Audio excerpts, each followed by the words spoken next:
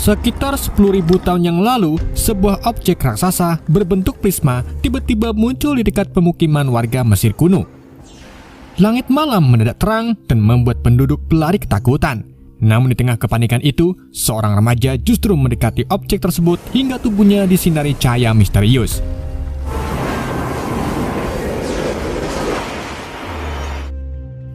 Cerita kemudian berpindah ke tahun 1928 di Giza, Mesir, di mana sekelompok arkeolog melakukan penggalian tidak jauh dari kompleks piramida. Di lokasi itu, Catherine kecil yang ikut bersama ayahnya diam-diam mengambil sebuah kalung. Tak lama kemudian, tim arkeolog menemukan sebuah cincin batu raksasa serta fosil yang menyerupai sosok dewa Berus.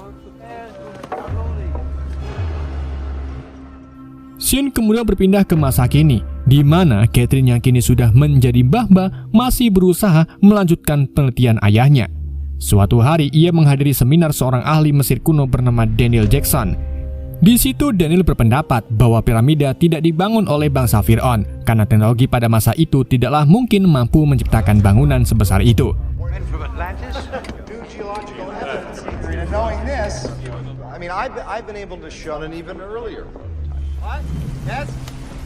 Singkatnya, setelah seminar berakhir, Catherine menemui Daniel dan menawarkan pekerjaan sebagai penerjemah simbol Mesir kuno.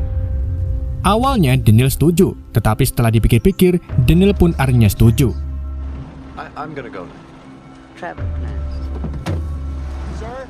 Di sisi lain, dua utusan militer mendatangi rumah Kolonel Jack O'Neill untuk memberitahukan bahwa ia kembali diaktifkan untuk bertugas.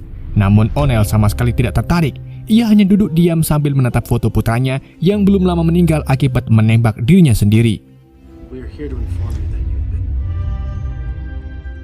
Keesokan harinya, Daniel akhirnya tiba di lokasi yang diberikan Catherine dan baru menyadari bahwa tempat itu merupakan fasilitas penelitian militer rahasia. Catherine lalu menunjukkan sebuah prasasti yang ditemukan bersama cincin batu raksasa pada tahun 1928. Selama bertahun-tahun, para peneliti gagal menerjemahkannya karena mengira tulisan itu adalah hieroglif Mesir biasa. Tetapi Daniel segera menyadari bahwa simbol-simbol tersebut menggunakan sistem tulisan yang berbeda. Setelah melakukan beberapa penyesuaian, ia pun akhirnya berhasil menerjemahkannya. Isi prasasti itu menyebutkan bahwa jutaan tahun lalu, Dewa Matahari Ra dikubur bersama sebuah gerbang bintang. Hal itu mungkin mengidentifikasikan adanya artefak lain yang ditemukan bersama prasasti tersebut. Di tengah penelitian itu, O'Neill tiba-tiba muncul dan menyatakan bahwa menurut laporan militer, prasasti tersebut berusia sekitar 10.000 tahun. Ia juga mengumumkan bahwa mulai saat itu, proyek tersebut adalah di bawah pengawasan militer demi alasan keamanan.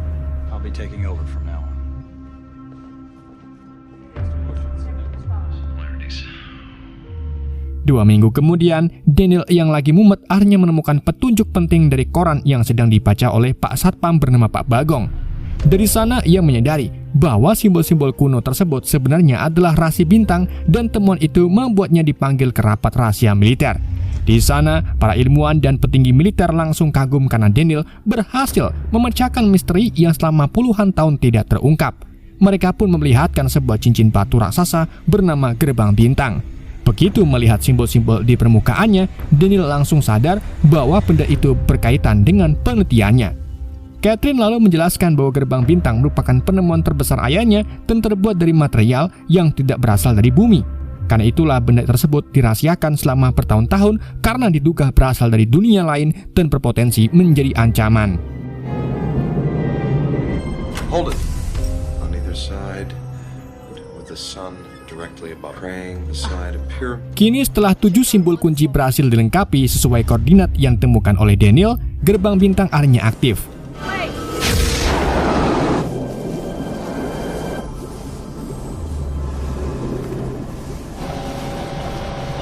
Untuk mengujinya, mereka mengirim robot penjelajah ke dalam portal.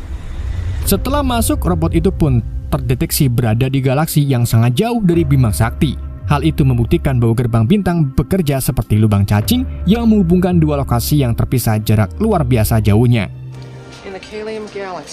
Tak lama kemudian portal pun menutup dan kontak dengan robot pun terputus. Beruntung sebelum sinyal hilang, robot itu sempat mengirim berbagai data penting seperti atmosfer dan gravitasi di sana yang ternyata mirip dengan bumi. Bahkan mereka menemukan gerbang bintang lain yang bentuknya sama. Namun Daniel menyadari simbol pada gerbang itu berbeda dengan yang ada di bumi. Ia menduga terdapat simbol tambahan yang diperlukan untuk mengaktifkan gerbang dari sisi seberang. Karena itulah Daniel bersedia ikut dalam misi penjelajahan ini.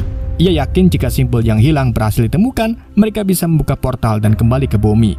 Mendengar penjelasan tersebut, sang jenderal pun akhirnya memasukkan Daniel ke dalam tim ekspedisinya. Menjelang keberangkatan, Catherine menemui Daniel dan memberikan kalung yang dulu ia temukan di lokasi penggalian gerbang bintang. Menurutnya, benda itu selalu membawa keberuntungan. Tak lama kemudian, tim ekspedisi mulai mempersiapkan perbekalan untuk menghadapi segala kemungkinan. Setelah gerbang bintang diaktifkan, satu persatu anggota ekspedisi pun memasuki portal tersebut.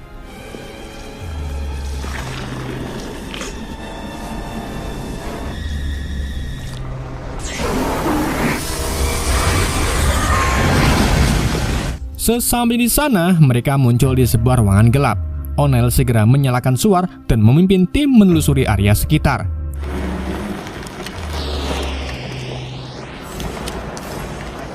Saat berhasil keluar, mereka menyadari bahwa mereka berada di dalam sebuah piramida yang berdiri di tengah gurun pasir.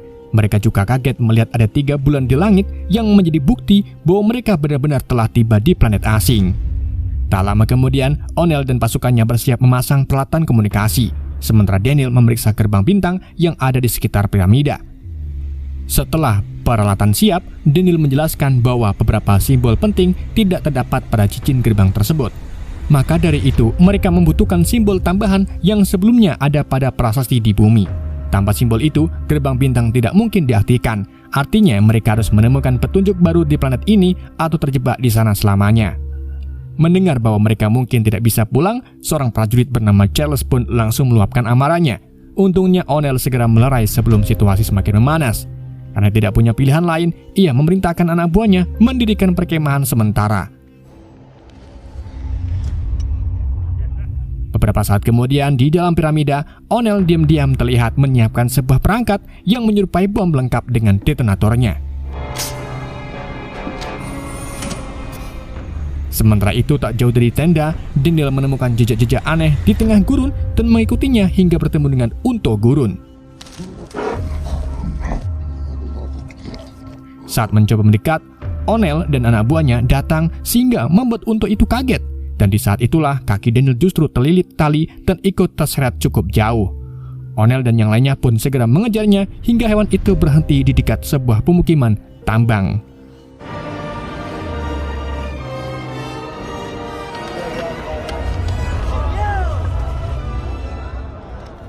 Ketika memasuki pemukiman tersebut, para penduduk langsung bersujud setelah melihat kalung yang dikenakan oleh Daniel. Mereka mengira Daniel adalah sosok suci yang telah lama dinantikan. Di tempat itu, tim ekspedisi juga menemukan mineral dengan komposisi yang sama seperti material pembentukan gerbang bintang di bumi. Tak lama kemudian, ketua desa bernama Yusuf menyambut mereka dengan hormat dan mengajak mereka menuju ke pusat pemukiman.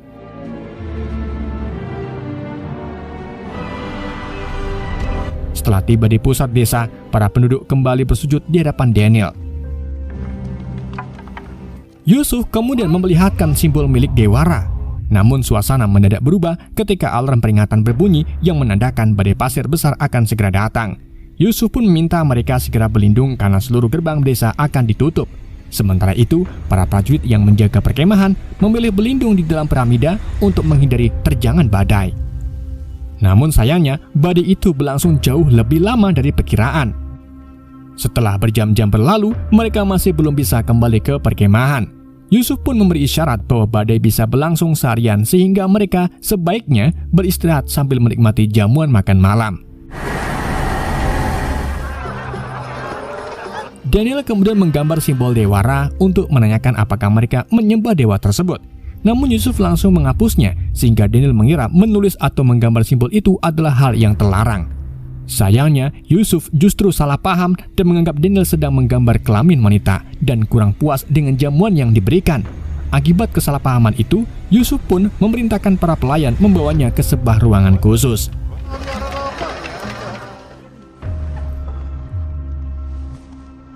Di sana, Yusuf memperkenalkan gadis tercantik di desa bernama Saori dan berniat menjadikannya sebagai pasangan Daniel.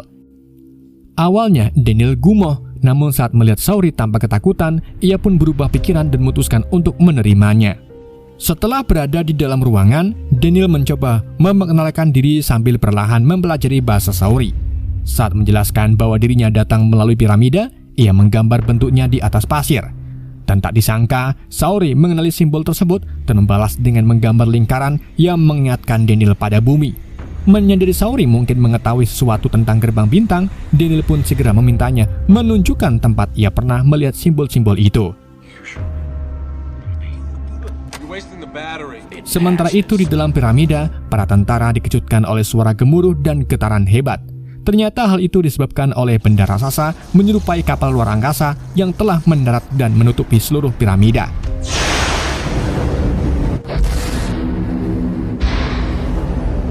Di tengah kegelapan, sosok-sosok misterius yang menyerupai dewa Berus mulai menyerang mereka satu persatu.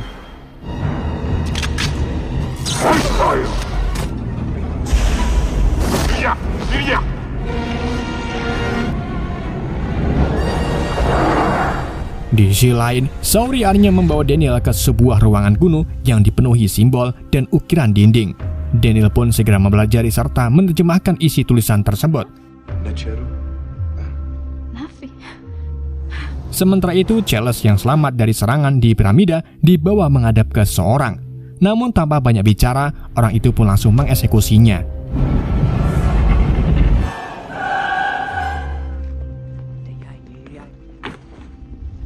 Tak lama kemudian, O'Neill menyadari Daniel menghilang. Tapi berkat bantuan Mahdi dan penciuman Unto Gurun, Daniel pun akhirnya ditemukan dan segera menjelaskan bahwa ukiran di ruangan tersebut berisi sejarah asli planet ini.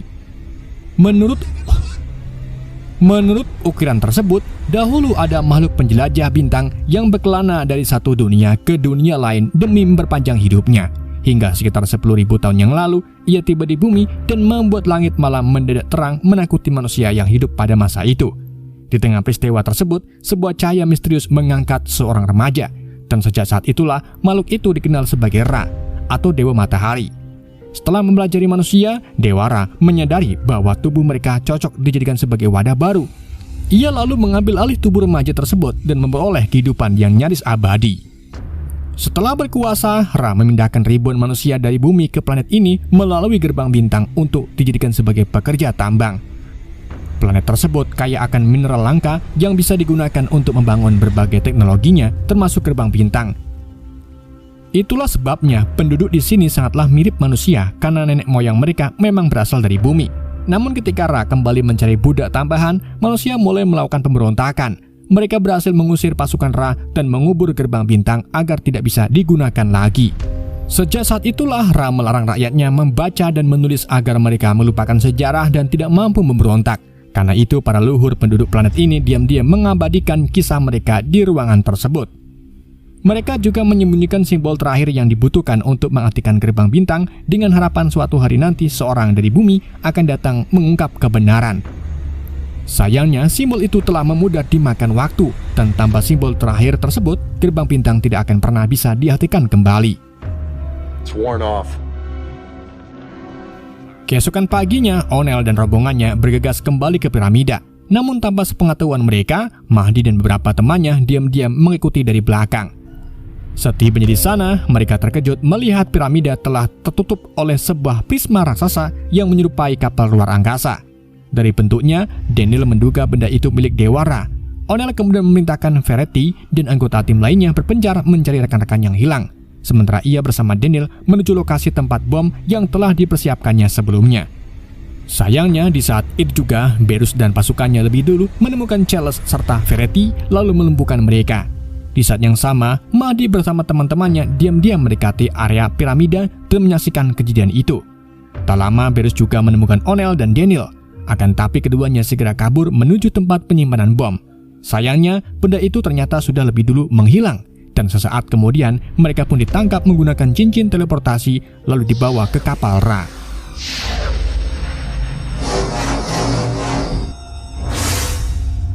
Di dalam kapal, O'Neill dan Daniel akhirnya berhadapan langsung dengan Ra. Saat itulah Daniel menyadari bahwa Ra dan para pengawalnya sebenarnya adalah makhluk asing yang menggunakan tubuh manusia sebagai wadah.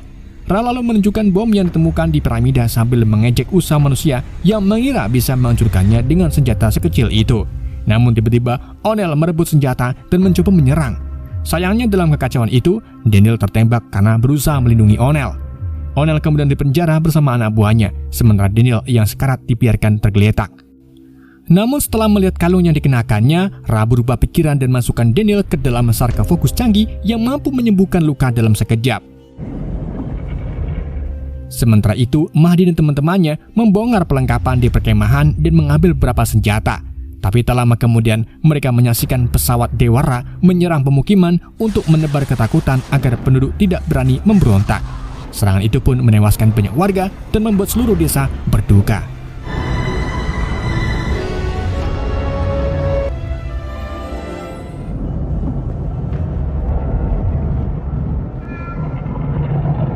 Setelah pulih, Daniel dibawa menghadap Ra. Sang dewa mengaku sengaja menyelamatkannya karena mengetahui bahwa Daniel berasal dari bumi melalui kalung yang dikenakannya.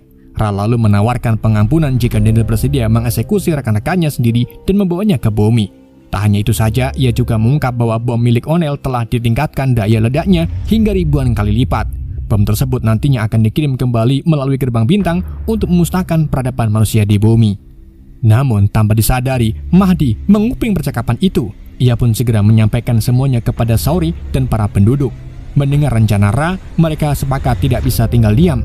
Selain berutang budi kepada Daniel, mereka juga tidak ingin terus hidup sebagai budak di bawah kekuasaan dan bersiap melawan.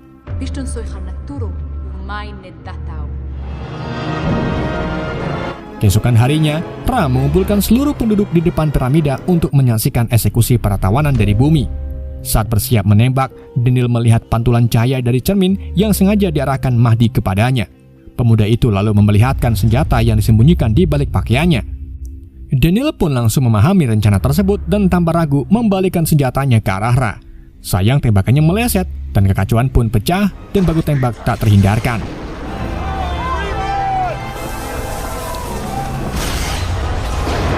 Meski sempat memberikan perlawanan, pasukan Ra berhasil memukul mundur para pemberontak sehingga Daniel dan yang lainnya terpaksa melarikan diri menembus badai pasir.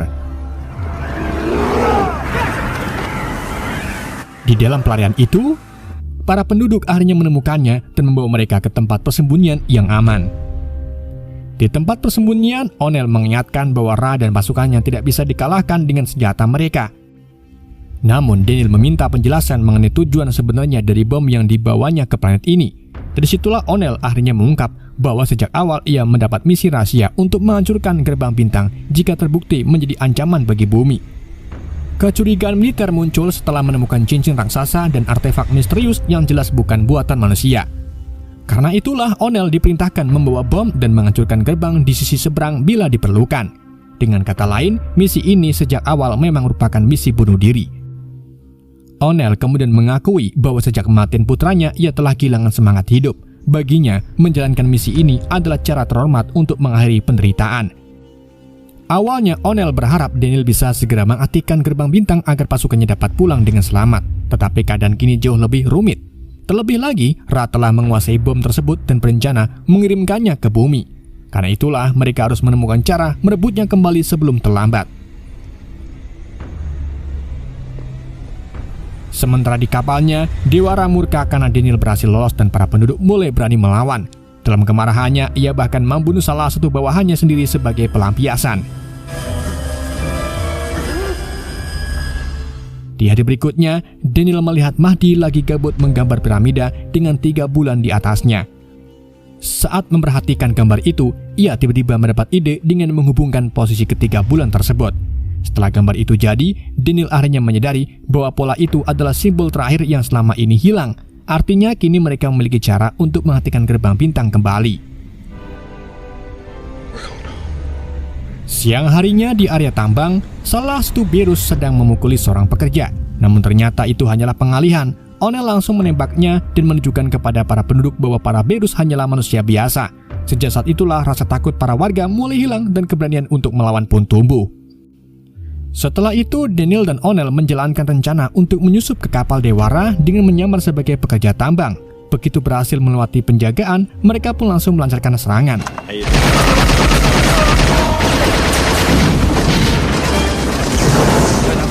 Menyadari adanya penyusup, para penjaga segera menutup akses masuk agar para pemberontak lain tidak bisa membantu. Di saat itu juga mereka menyerang menggunakan pesawat tempur sehingga pasukan di luar kewalahan.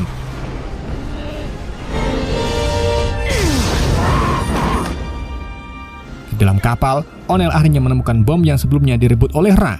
Sesuai rencananya, ia meminta Daniel segera membuka gerbang bintang agar semua orang bisa kembali ke bumi. Namun waktu mereka sangatlah terbatas karena bom itu hanya memiliki waktu beberapa menit lagi sebelum meledak. Sayangnya di saat itu juga seorang penjaga Berus menyerang mereka dan menembak Saori. Daniel pun segera membalas serangan tersebut lalu mengambil alat teleportasi milik penjaga untuk membawa Saori ke ruangan penyembuhan.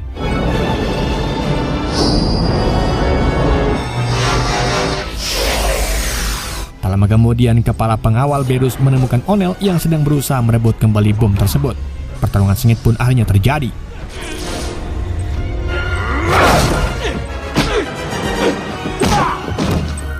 Sementara itu, Saori akhirnya berhasil disembuhkan. Namun saat Daniel hendak membawanya pergi, Dewa Ra memergokinya dan menggunakan kekuatannya untuk melumpuhkan Daniel.